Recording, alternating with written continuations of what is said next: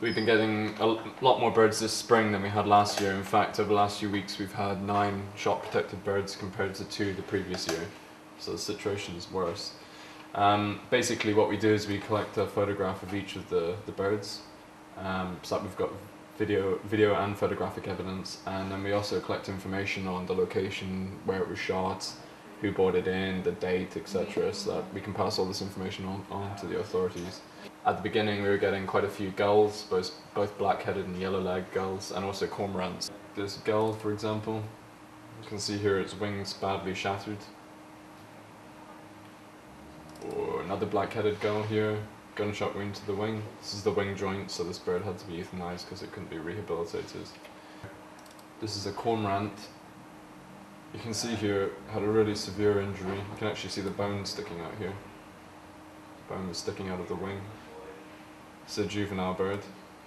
It was shot near Adira in January and February, when there's not many other birds around. The poachers take their sport out on species like gulls. And then once the migration started, we get birds like this hoopoe.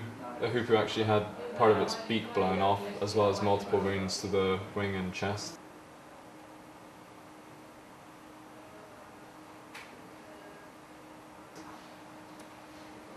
Herons.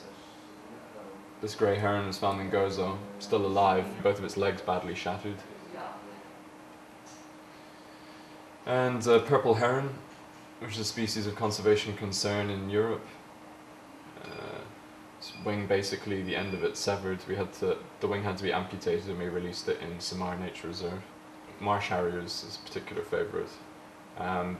What they're doing is they're finding out where the birds are roosting at night, and then they're going and shooting them while they sleep. This one, bad injury, 3 locations to the wing, female.